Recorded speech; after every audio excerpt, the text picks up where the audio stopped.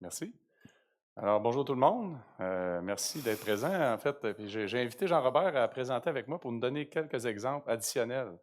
Jean-Robert a des exemples à l'infini, fait que c'est toujours intéressant de l'entendre. T'as-tu le petit... Merci. Puis ton verre. Fait qu'en fait, avant de commencer, on a eu, là, ça fait 2 jours, deuxième journée, en fait, qu'on a des bonnes présentations. Si je vous demandais, selon vous, c'est quoi le taux de disponibilité ou le taux d'utilisation, en fait, des équipements dans vos usines? On parle-tu d'un taux d'utilisation tu sais, parce que là, ça fait quand même plusieurs années qu'on travaille au niveau d'améliorer nos pratiques de maintenance. On est-tu rendu à un taux d'utilisation à peu près au-dessus de 75 des pouces en l'air? 75 en bas de 75? Oui, OK. Au-dessus de 50? Pas mal ça. En bas de 50? OK, il n'y en a pas beaucoup, hein? En fait, c'est intéressant parce que selon les statistiques qu'on voit aujourd'hui au Québec, dans l'industrie manufacturière en 2025, puis là, il y a différentes études là-dessus, mais on parle d'un taux d'utilisation en moyenne des équipements manufacturiers de 35. Fait que ça, c'est un peu préoccupant parce qu'on met en place des pratiques de maintenance, on s'améliore au niveau de nos pratiques, ça va bien, on augmente même la disponibilité de nos équipements, puis pourtant, on a 65 de nos équipements qui ne sont pas utilisés.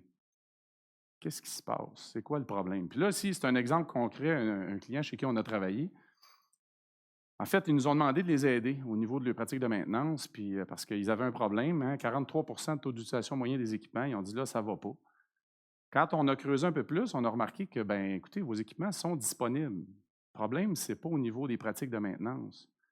Le problème, en fait, il est au niveau opérationnel.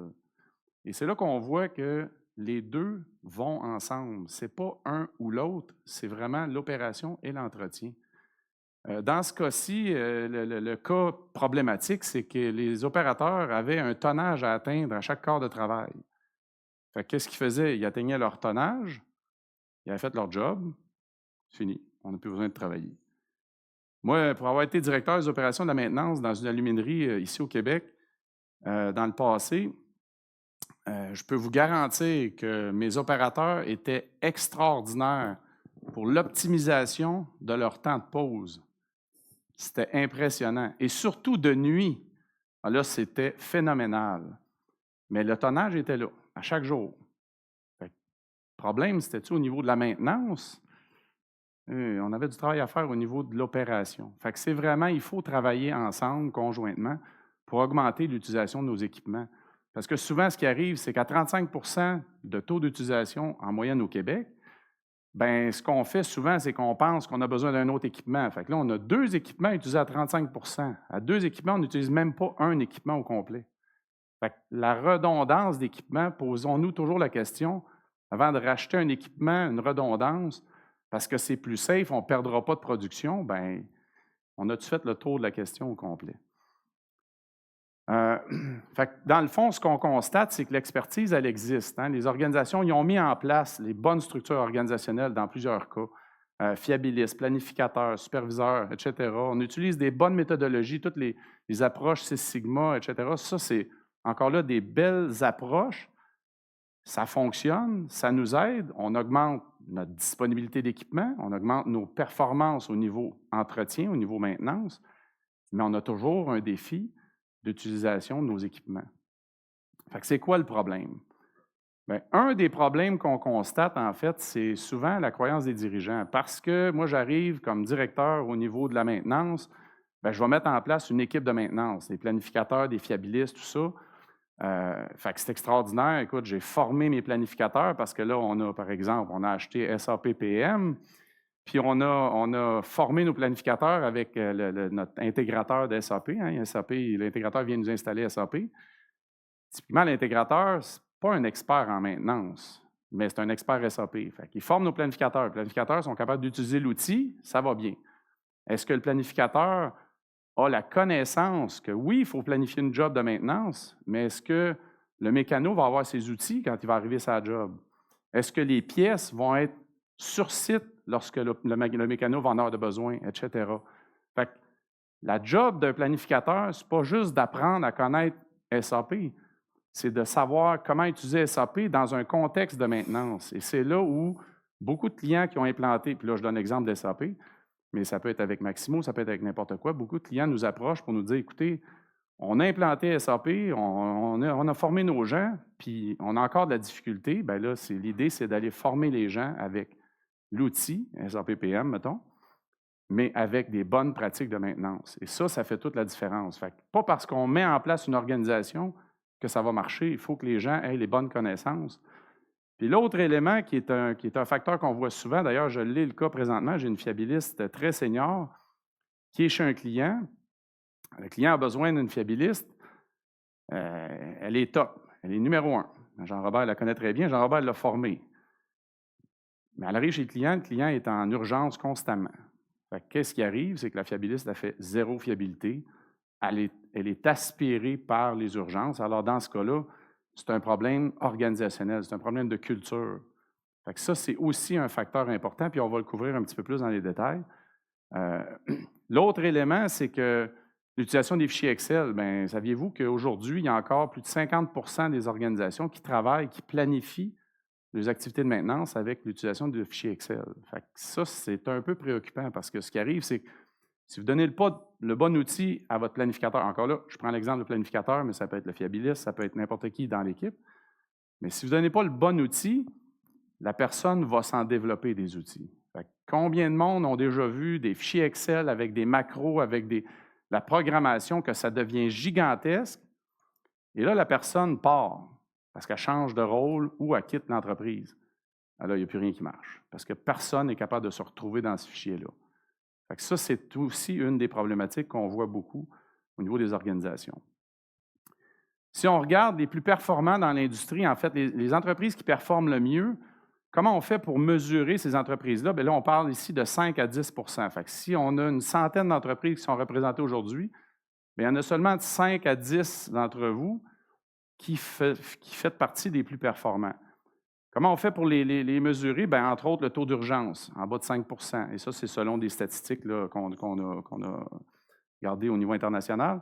Le taux de fréquence au niveau des accidents consignables, en bas de 2 taux de rendement global en haut de 85 Ça, c'est ce qui permet de déterminer qu'on est une entreprise dans un contexte maîtrisé. On maîtrise bien nos opérations et nos activités de maintenance. Alors là, si je vous demande combien il y en a qui sont dans cette catégorie-là aujourd'hui, théoriquement, admettons qu'on est une centaine, il ne devrait pas en avoir plus que 5 à 10 qui lèveraient l'eux-mêmes. Mais je ne ferai pas ça. Maintenant, la bonne nouvelle, c'est qu'il y a des solutions. On peut s'améliorer, on peut arriver à devenir parmi les plus performants dans l'industrie. Oui, il va falloir travailler au niveau de la structure organisationnelle. Pas juste de mettre en place la structure, mais de s'assurer que les gens sont bien formés. Puis bien formés avec l'expertise qu'on a besoin. Je prenais l'exemple tantôt du planificateur qui est formé SAP, bien, il connaît l'outil, mais est-ce qu'il a vraiment l'expertise? Alors ça devient fondamental. La culture de la maintenance au niveau de l'organisation, ça, on va le couvrir un petit peu plus tard tantôt. Puis évidemment, le numérique. Là, on en a eu des présentations, en fait, depuis les 2 derniers jours. Fait que oui, le numérique, effectivement, ça peut aider. Et là, si on regarde, en fait, les promesses qu'on voit, puis là, on se dit, hey, bien, écoute, si j'implante une GMAO, je vais aller chercher 50 d'augmentation de la fiabilité. Hey, c'est extraordinaire, ça, je vais acheter ça. Si j'implante la maintenance prédictive, je vais aller. Et en passant, j'ai travaillé pour des firmes de technologie, Aviva et IBM. Fait que oui, je suis pro-technologie. Mais là, on dit la maintenance prédictive, c'est extraordinaire, on va aller chercher jusqu'à 10 de réduction de nos coûts de maintenance. Moi, je peux vous dire que ça se comptait en millions là, où je travaillais quand j'étais directeur des opérations de la maintenance. Fait que c'est significatif, c'est des millions qu'on parle d'économiser ici là, par année. Ça va nous permettre aussi d'aller chercher, en fait, un retour sur investissement de 73 en 12 à 18 mois, etc., réduction de la consommation énergétique, augmentation de la durée de vie de nos équipements. Hey, c'est extraordinaire, cette affaire-là. C'est sûr qu'on veut ça. Puis là, si en plus on rajoute l'intelligence artificielle, wow, on va chercher 40 de réduction de coûts. Tabarnouche, ils sont en train de nous payer pour qu'on prenne ça, ces technologies-là. On va faire de l'argent plus avec ça qu'avec la vente de notre aluminium. Fait que, oui, c'est vrai que la technologie apporte des bénéfices. Maintenant, soyons prudents.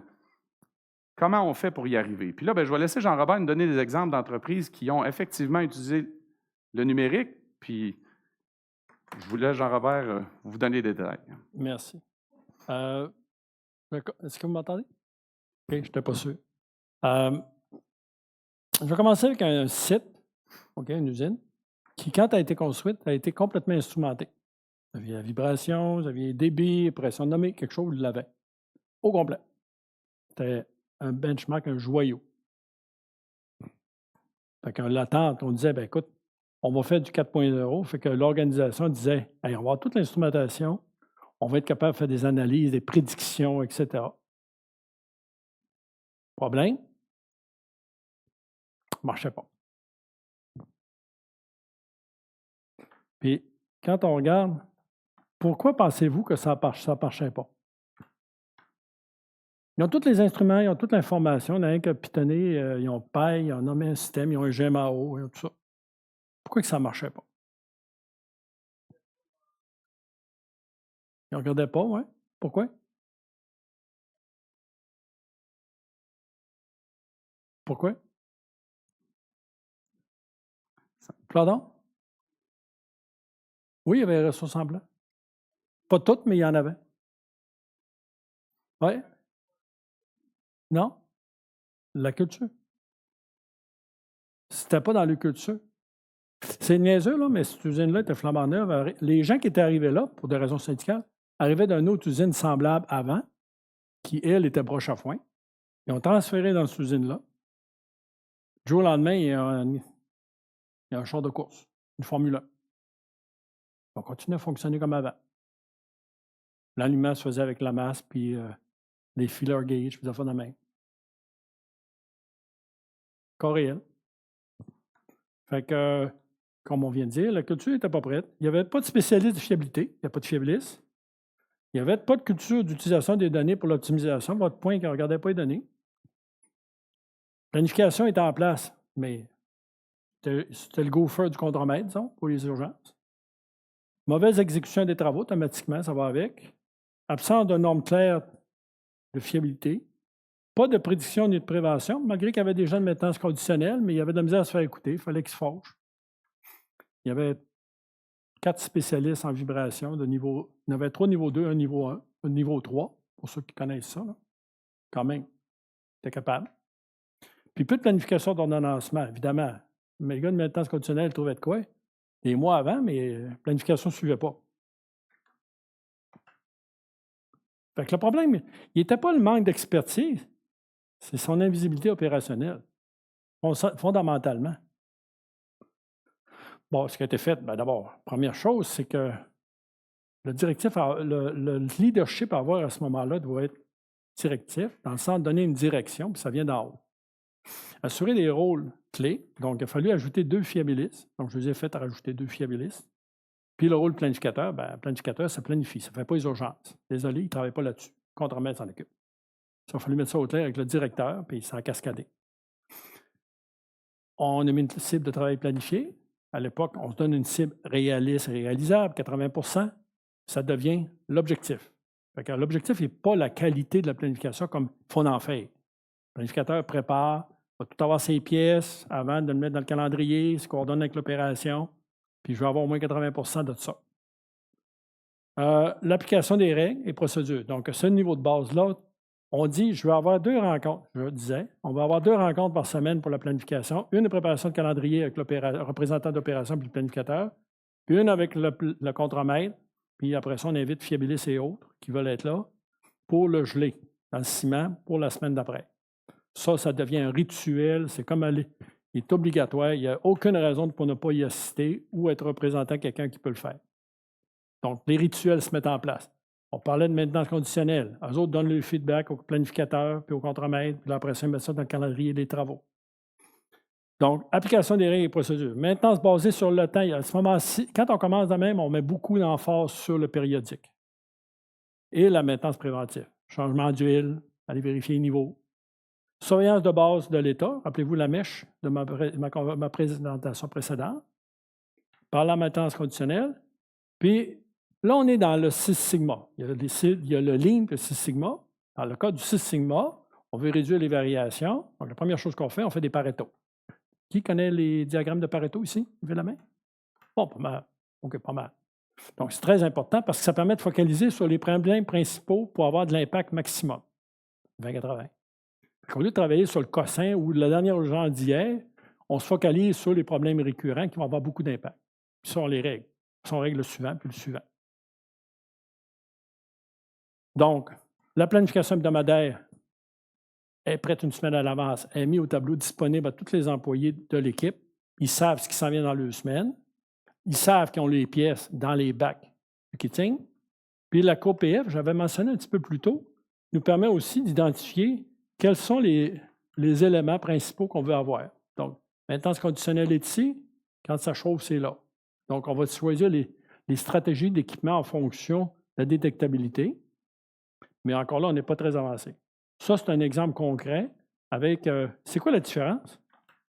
Si j'attends ici, là, je ne sais pas si vous voyez la courroie ici, là, elle est toute piquée. Ça, c'est un exemple réel. Si on le fait ici, là, on va ressembler à ça. Si on le fait ici, elle est encore bien neuve, mais on va l'aligner avec qu'il use. OK? Dans un autre cas de figure, j'avais fait chiffrer. Rappelez-vous, je l'ai dit plus tôt, moi, je fais chiffrer. Quelle est la perte en entretien et en perte de production à cause du délai rallongé de l'arrêt si on est dans ce cas-là, ou dans ce cas-là, ou dans ce cas-là? Puis évidemment, ici, ça ne coûte pas grand-chose. Là, ça coûte toujours très cher. Un autre cas pratique, une mine souterraine. Des foreuses souterraines, il y en avait 3. Eux autres perçaient les trous pour mettre la dynamite. Okay. Puis ils étaient payés, eux autres, les opérateurs, au nombre de pieds faits durant leur corps de travail.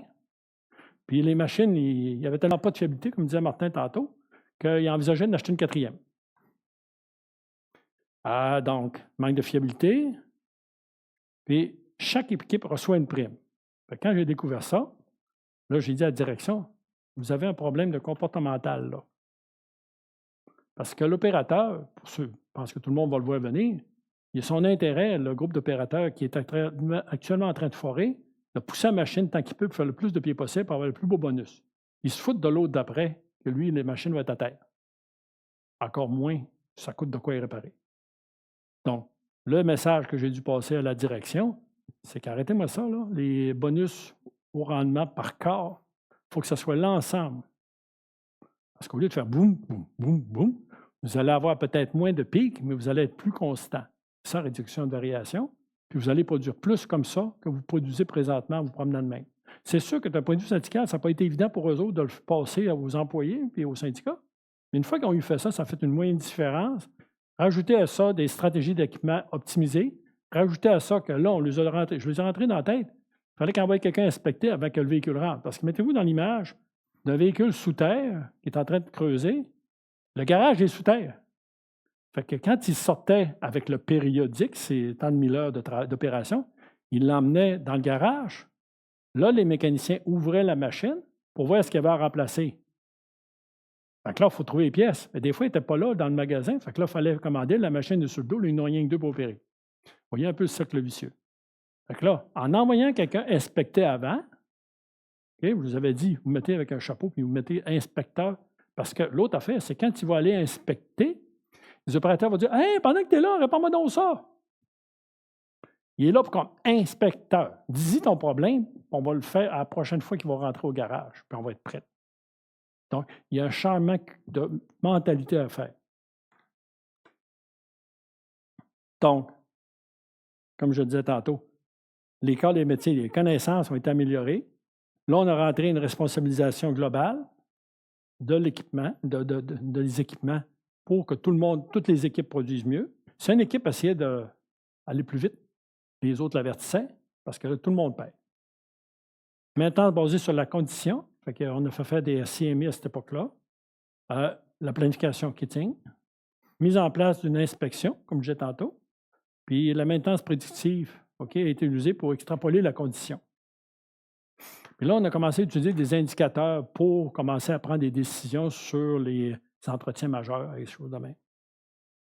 Donc, quand je disais tantôt qu'on a mis en place du kitting, quand on a mis en place des fiches d'inspection avec un inspecteur, ça vous donne un peu une idée.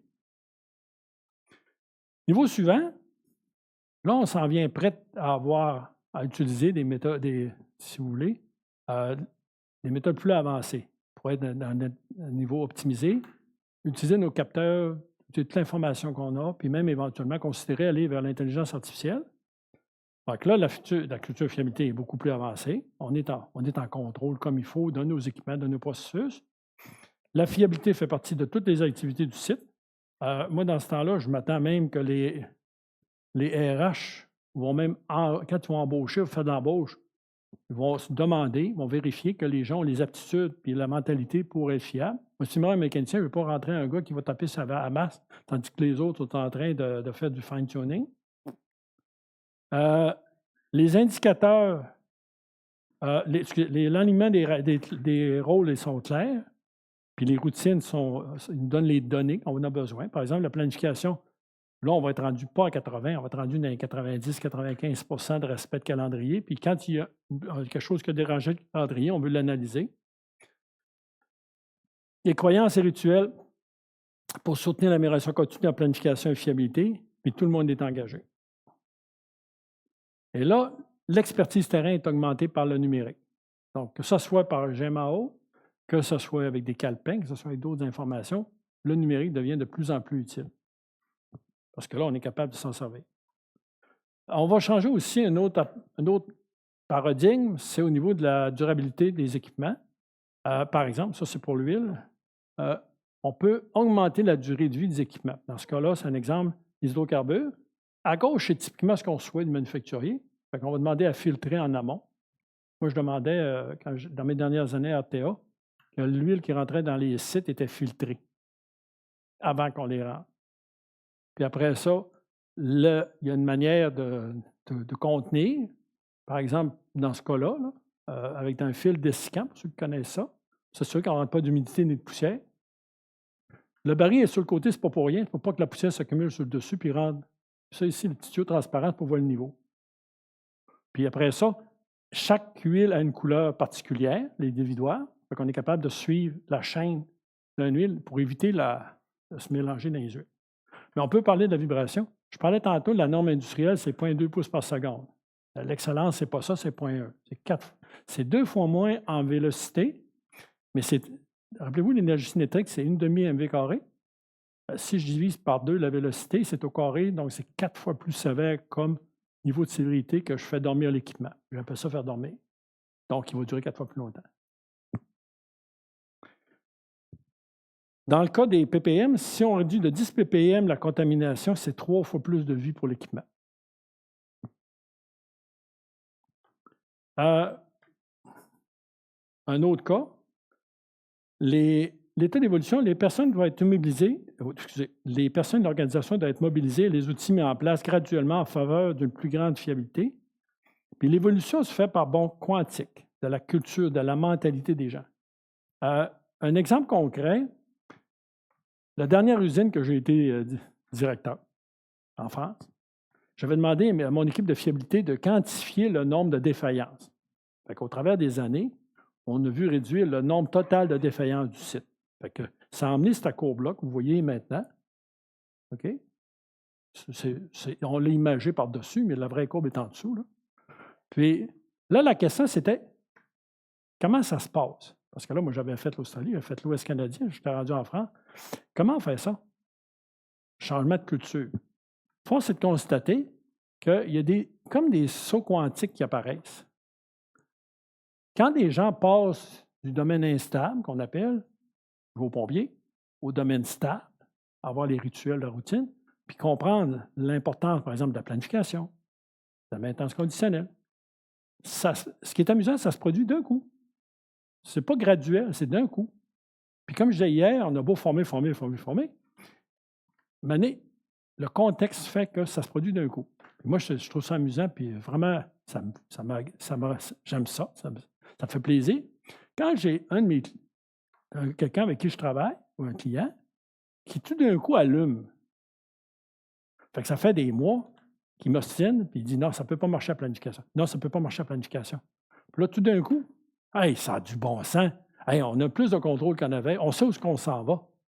Ça change d'un coup. Pas la rhétorique de dire oh, la planification des travaux, comme dit le livre, c'est comme ça. Non, on voit que les yeux sont allumés, puis là, ils croient. Même chose pour le niveau suivant, un niveau fiabiliste, parce qu'on anticipe les problèmes, etc. Puis moi, j'appelle ça des sauts quantiques. Pour ceux qui sont familiers des théories quantiques, ça ne se produit pas graduel, c'est d'un coup, pouf! C'est particulièrement amusant, je l'ai vu plusieurs fois dans ma carrière, et à l'Alcan et après, quand les jeunes d'un coup allument.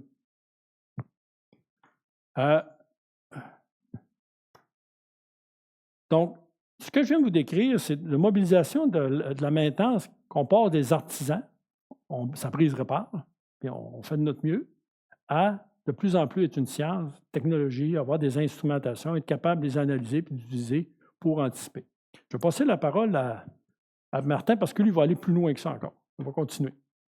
Merci, Jean-Robert.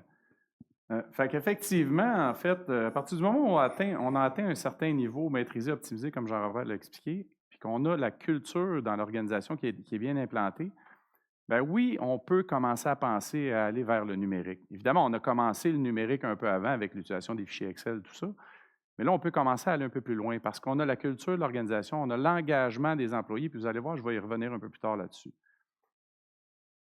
Maintenant, le numérique va servir comme amplificateur. Hein? On a des bonnes pratiques, on va amplifier nos bonnes pratiques pour aller encore plus loin. Hein, ce qui va changer nos pratiques terrain vont devenir des données qu'on va être capable d'exploiter, de visualiser. À partir du moment où on a des données, on est capable d'avoir une image claire de ce qui se passe au niveau de nos opérations, au niveau de nos performances. Nos routines, tout ce qui touche les routines de maintenance, on va être capable encore là de les mesurer, de savoir comment on peut intervenir, comment on peut prendre des bonnes décisions. Ça va nous permettre d'avoir des indicateurs clairs. Une image vaut 1000 mots, c'est la même chose au niveau de nos pratiques de maintenance ou au niveau de nos opérations. Fait que là, il y a différents niveaux de digitalisation. Bon, j'ai parlé des fichiers Excel un petit peu tantôt, j'ai parlé de GMAO. Là, je veux couvrir un peu plus les deux derniers éléments, les deux derniers niveaux. Là. Au niveau de l'utilisation des données temps réel, première étape, je pense, en l'utilisation ou l'exploitation des données numériques. Puis ensuite de ça, on va être capable d'aller un peu plus loin vers l'analytique avancée et l'intelligence artificielle. Fait que si je commence à ce niveau 3-là, vous voyez à droite, en fait, on voit à droite de l'image, on voit différentes informations qu'on est capable de voir en temps réel. Hein, le débit, là, c'est une pompe dans ce cas-ci, débit, la pression, la température, l'ampérage du moteur, etc. Fait que juste le fait d'offrir à notre opérateur la possibilité de voir c'est quoi le débit à la sortie de la pompe, c'est quoi la pression à la sortie de la pompe, l'opérateur est capable de voir s'il y a une baisse, il est capable tout de suite de réajuster ses opérations. Fait que déjà là, on va gagner au niveau efficacité opérationnelle, mais aussi, ça peut nous permettre de voir que si la pression diminue à un point où ça devient critique, il y a peut-être quelque chose qui se passe au niveau de la pompe. Alors, il est peut-être capable d'intervenir avant qu'elle pète. Hein? Fait que déjà là, on devient de plus en plus proactif. Et c'est ça qu'on veut. On veut éviter que nos équipements pètent. Là, on peut aller un peu plus loin. On peut dire, écoute, à partir du moment où j'ai des données en temps réel, je peux faire des calculs. Je peux, par exemple, calculer l'indice de santé de ma pompe, puis présenter à mon opérateur, à mon superviseur, c'est quoi l'indice de santé de ma pompe ou de mon secteur en général. Savoir si tout est vert, tout va bien, c'est extraordinaire. Mais s'il commence à avoir du jaune, oups, là, il faut commencer à s'attarder à ce qui se passe. Puis si c'est rendu dans le rouge, là, il faut intervenir. Hein? Fait que déjà, on essaie d'être de plus en plus proactif en exploitant les données en temps réel. L'autre chose qu'on peut faire, en fait, si moi je sais que, puis là, je continue avec mon exemple de pompe, si je sais que quand la pression diminue à un certain niveau, puis parce que je suis opérateur, je suis habitué d'utiliser cette pompe-là, puis je sais que quand la pression elle tombe en bas d'un certain niveau, puis que l'ampérage du moteur dépasse un certain ampérage, puis que la température du moteur, etc., là, je commence à connaître des conditions que je sais comme opérateur, c'est sûr que ma pompe, elle va péter. Hein? Ça, ce n'est pas le directeur d'usine qui sait ça, c'est l'opérateur qui sait ça. Bien, souvent, si on prend cette information-là de la part des opérateurs, des mécanos, des électros, les gens qui ont les mains dedans, qui travaillent avec l'équipement, bien, on est capable d'identifier un certain nombre de conditions qu'on peut faire suivre en temps réel par la technologie aujourd'hui. La technologie le permet. Ça, c'est un client avec qui j'ai travaillé au Brésil parce que j'avais un rôle mondial. Fait que là, j'ai quelques exemples un peu partout dans le monde. Celui-là, je le trouve particulièrement intéressant parce que c'est justement les électros, les mécanos, les opérateurs Tout le monde, on s'est assis ensemble dans une salle, puis on a identifié jusqu'à 13 400 conditions. Ça, c'est de l'information que les gens avaient ici. Si cette personne-là quittait l'entreprise, prenait sa retraite, peu importe, on la perdait, cette information-là. Fait que là, ce qu'ils ont fait, en fait, c'est qu'on a numérisé la connaissance des gens pour le mettre en suivi temps réel, et l'impact a été fulgurant. Et ça, c'est un cas réel. C'est le client qui a même présenté ça dans une conférence internationale. On parle de 88 de réduction des risques d'arrêt. C'est gigantesque. Eux, ils avaient un problème majeur de fiabilité des pompes. Bien, ils ont réglé leur problème. Évidemment, à partir du moment où ils l'ont fait pour une pompe, comme Jean-Robert le disait, ça peut se répliquer sur toutes les pompes. Est-ce que toutes les conditions s'appliquent à la perfection sur chaque pompe? Il y a des ajustements à faire. Mais si on est capable d'aller chercher un 75 de façon générale, c'est extraordinaire. Ça a été dans le cadre d'un projet pilote. Réduction des coûts significative. Fait que vous voyez, aujourd'hui, la technologie, elle existe, mais ce qu'on a fait, c'est qu'on a utilisé les connaissances des gens de plancher, des gens qui ont l'information, qui ont les mains dedans. C'est ça le fondamental du succès de cette histoire-là, parce que les données temps réel comme ça fait au-dessus de 30 ans que ça existe, là, que c'est disponible. Pourquoi on ne l'a pas fait avant? C'est ça la question. Là, si on essaie d'aller un peu plus loin encore, bien là, on nous parle d'analytique prédictive, si on nous parle d'intelligence artificielle, il y a différents niveaux, modèles d'intelligence artificielle. Là, on commence même à nous parler d'industrie 5.0, hein, la collaboration humain-machine. C'est extraordinaire. La technologie, elle est là, elle est disponible. On travaille avec des partenaires qui sont rendus là. Au niveau technologie, c'est prêt. Qu'est-ce qui manque? Bien, c'est d'impliquer nos gens. Ça, c'est un cas justement d'une usine au Pérou avec qui j'ai travaillé. Puis eux, en fait, bon, c'est les fours d'oxydation. Il y avait des arrêts au niveau des fours. Puis le general manager, le directeur d'usine, à un moment donné, il a dit là, ça n'a pas de bon sens, il faut faire de quoi? Est-ce qu'au niveau de la technologie, vous pouvez nous aider? Bien là, la réponse, c'est oui, la technologie, elle existe. Ça fait des années qu'elle existe. À cette heure, ce qu'il faut, c'est qu'on travaille avec vos gens de plancher, puis qu'on travaille avec vos fiabilistes. Parce que oui, on peut implanter de l'analytique prédictive pour prédire des arrêts potentiels, mais il faut nous assurer que l'analytique prédictive, qui va identifier des conditions qu'on n'a pas vues ou qu'on ne connaît pas encore, il ne faut pas qu'il identifie des mauvaises conditions, des mauvaises corrélations. Hein, je donnais l'exemple, hier, j'avais des discussions au sujet d'une usine où je suis allé, puis eux, en fait, au niveau des pratiques de maintenance, bon, ils ont utilisé l'analytique prédictive, ce n'est pas ce cas-là en passant, mais ils utilisaient l'analytique prédictive, ils ont prédit des faux bris, ils ont arrêté la production pendant 4 heures pour se rendre compte qu'il n'y avait rien. Ça a été un désastre pour cette organisation-là. Évidemment, le directeur d'usine a dit « Sortez-moi ça de là, cette technologie-là, ça ne vaut rien. » Puis lorsque je suis arrivé pour les aider, bien, ce qu'on a découvert, c'est qu'ils ne saisissaient même pas les causes d'arrêt. Un opérateur qui arrête son équipement pour aller à sa pause, un opérateur qui arrête l'équipement parce qu'on fait un entretien, ce n'est pas la même chose qu'un équipement qui pète. Hein? Mais en bout de ligne, oui, le moteur il est à 0 ampère. L'analytique prédictive, s'il n'y a pas toute l'information, lui, il va faire des corrélations. Ce n'est pas plus intelligent que ça, malheureusement. Il faut avoir la bonne base pour que ça fonctionne bien. Et dans ce cas-ci, bien, effectivement, on avait toute l'information. On a travaillé avec les gens de fiabilité, les gens de maintenance, électromécanos.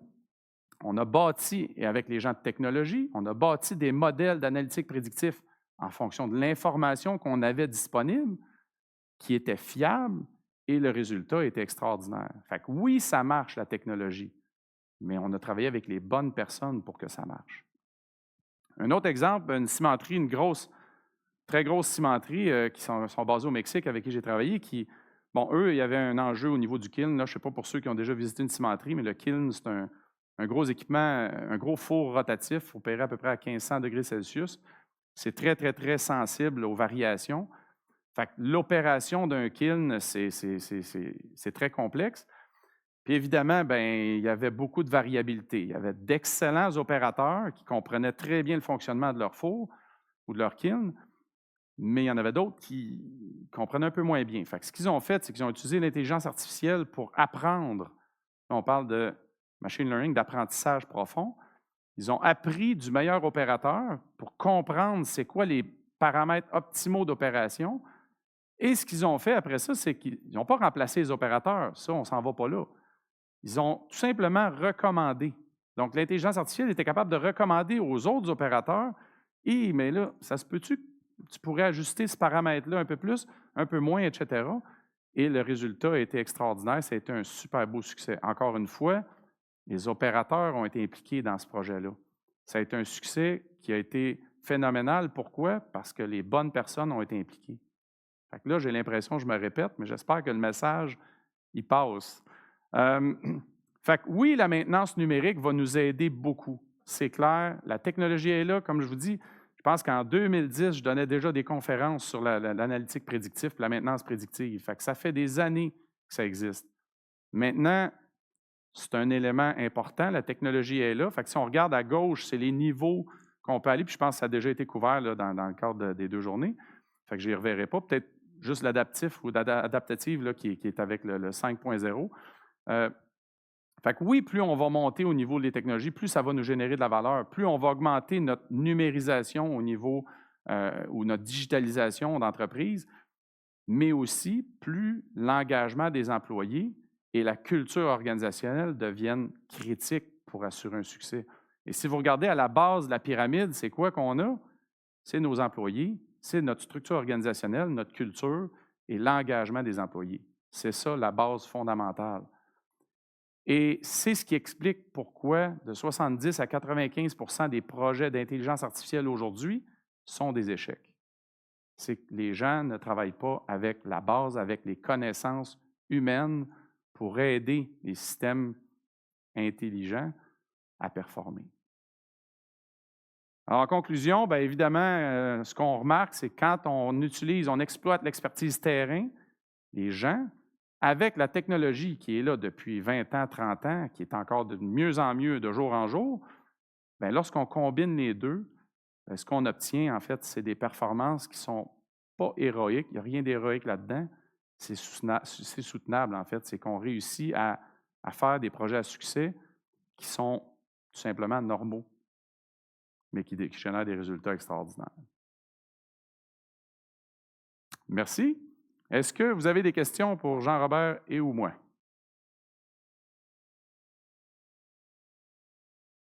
Pour moi, les gens ont hâte d'aller à la pause. Bien, t'avais-tu d'autres choses, Jean-Robert? Non, vas-y. Je suis content qu'on parle d'opération. Moi, j'étais un gars d'opération à l'origine. Trop souvent, je pense qu'on oublie, puis ça va regrouper un peu vos 2 présentations. La première en lien avec les opérateurs, comment on réduit les PM aussi du côté de la maintenance. Dans quelle mesure, vous, dans vos cas, vous considérez transférer certaines tâches conditionnelles à l'opérateur? Ah, c'est une excellente question. Quand je vais dans un site, la première question que je pose, c'est la syndicalisation. Pas une bonne raison. Non, mais ça arrive. Des fois, là, le contexte organisationnel fait que ça, c'est une job d'entretien, ça, c'est une job d'opération. Fait que là, il faut déjà débrouiller ça avant d'aller plus loin. C'est le jeu de base. Une fois que tu as fait ça, bien là, après ça, la question, c'est est-ce que l'opérateur va pouvoir le faire? Ça a été démontré qu'il y a à peu près 30 des tâches d'entretien qui pourraient être faites par des opérateurs. L'erreur à ne pas faire pour les dirigeants, c'est de passer si je transfère 30 des tâches à l'opérateur, ben, je coupe de 30 l'entretien. Non, comment ça marche, là? Mais je vous le dis parce que je l'ai déjà entendu plusieurs fois. Puis ça ne veut pas dire que les 30 ça rajoutera de la tâche aux opérateurs. Fait qu'automatiquement, les opérateurs, ben là, ils ont plus de misère à faire leurs propres tâches d'opérateurs. Le fin là-dedans, c'est que ce qu'il faut trouver, c'est l'équilibre, évidemment. Donc, c'est quand on fait les revues, là, que je parlais tantôt de PPM, préventif, prédictif, périodique, avec les RCMI, c'est une des questions qu'il faut poser. Cette tâche-là, est-tu mieux faite par le gars d'entretien ou le gars d'opération?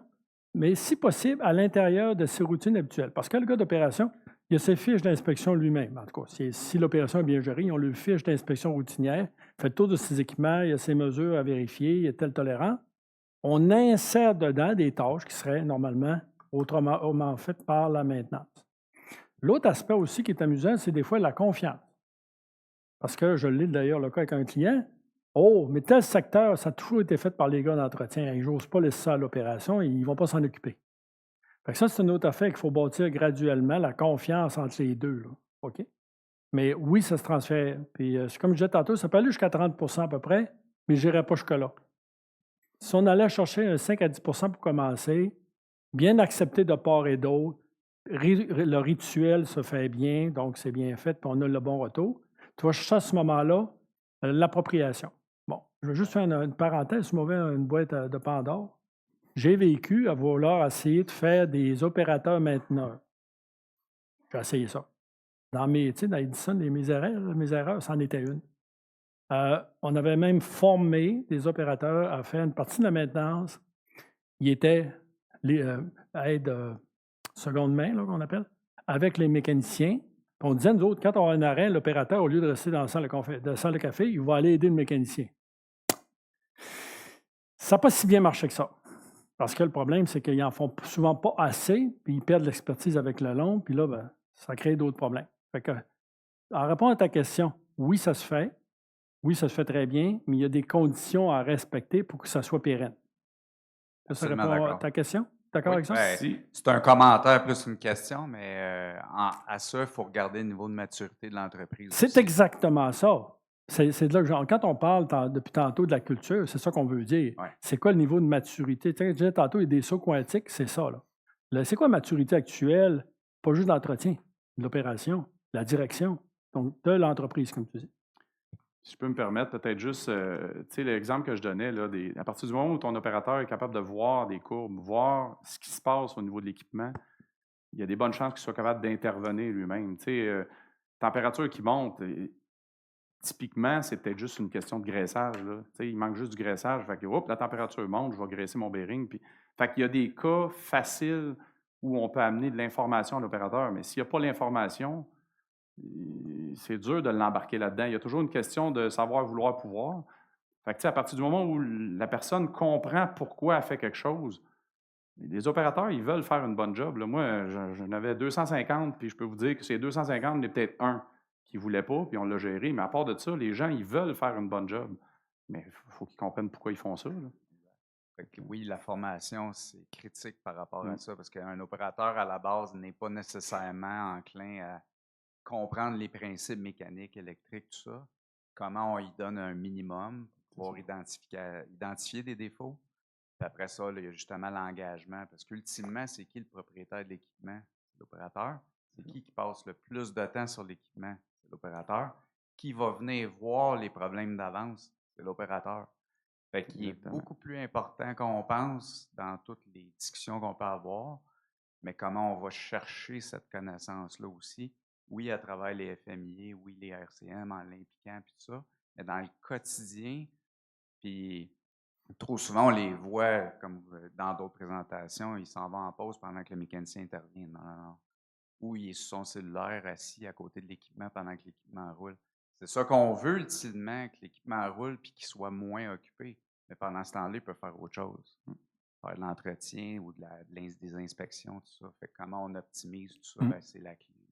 Ça enlève une charge de travail aux mécaniciens, aux électriciens. Puis pendant ce temps-là, on peut leur faire des tâches à valeur plus ajoutée, préventif, plus prédictif aussi. Des projets. Ouais. Juste une observation, tantôt, Martin parlait du SVP, mais aussi dans la loi d'ailleurs, les gens ont droit à formation, information et supervision. Donc, comme tu dis, il faut former, mais quand on dit après ça, il faut lui donner l'information, donc la mesure. Puis il reste aussi un rôle de superviseur à quelque part, là, de dire, il y en a qui vont y aller d'emblée, mais il y en a d'autres qu'il faut que le superviseur renforcisse, puis ça aussi, c'est important. Puis deuxième observation, c'est parce que tu as dit, ça c'est un vieux paradigme. Les opérations sont propriétaires de l'équipement. Personnellement, on a le droit de ne pas être d'accord. Moi, je m'inscris en faux. Pour moi, j'ai passé ce paradigme-là, puis ce que j'ai appris avec le temps, c'est que la production, c'est l'opération plus la maintenance, conjointement. Parce que le vieux paradigme, c'était l'opération et maître après Dieu. Donc, si l'entretien, il dit rentre. Si on dit on ne te donne pas l'équipement, on ne te le donne pas. Mais là, c'est perdant-perdant. Fait que moi, j'aime mieux, juste pour échanger, production égale opération plus maintenance. Exact. Tout à fait d'accord. Mais il reste propriétaire dans le sens, c'est lui qui peut. Il y a la responsabilité, comme ton auto, tu es responsable de ne pas rentrer dans les murs. Exact. C'est ça. C'est dans ce sens-là. Question de temps, parce que je vois qu'on a dépassé, là, je suis désolé. Merci. Fait que, merci. Il y avait une autre Il y a- question, il y avait- je je pense qu'il y avait une autre question. On a-tu le temps pour une dernière question? Oui, puis on va essayer de... Super. Alors, Merci. moi, j'ai trouvé ça vraiment intéressant. Ce qui m'a interpellé, c'est beaucoup la maintenance prédictive et l'intelligence artificielle. Alors, en implantation technologique, on dit souvent que le triangle doré, c'est de regarder People, Process and Technology. Alors, de quelle façon vous voyez que ces trois éléments-là de personnes, de processus et de technologie viennent s'arrimer pour faire en sorte que les projets fonctionnent puis que ça opère, là, que c'est pas juste... Je vais ça juste fait pas juste peut-être du commencer, puis tu continueras. Ouais. Toute ma présentation à partir du cas qui ne marchait pas en descendant, c'était en réponse à ça d'ailleurs. Mhm. C'est ça. Les gens, les processus, puis les technologies, comment on en vient à évoluer la culture pour qu'à un moment donné, la technologie devienne de plus en plus un support. Donc ça, c'est une partie de la réponse. Je peux te permettre de continuer. Ben, en fait, tu sais, à partir du moment où tu as tes processus, c'est ta culture, justement, comme Jean-Robert l'a dit. Fait que ça, c'est fondamental.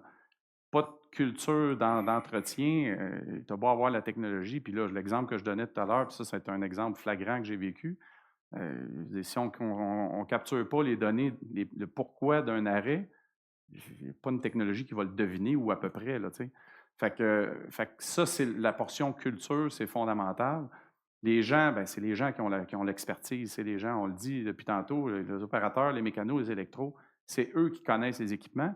Puis la technologie, ben là, ça prend des gens qui connaissent la technologie. C'est pas vrai qu'on achète ça d'une boîte de Cracker Jack puis que ça marche tout seul. Fait que quand on met toutes les expertises ensemble, ben oui, c'est comme ça qu'on réussit à arriver à des succès. Et c'est possible, le succès. Oui, je disais de 70 à 95 des cas, c'est des échecs. Pourquoi? Parce qu'on n'a pas mis justement ces trois éléments-là ensemble. Trop de focus sur la techno et pas assez sur l'humain. C'est ça. Ok, parfait. C'est malheureusement souvent ce qui arrive. Merci. Merci. Merci tout le monde. Merci tout le monde.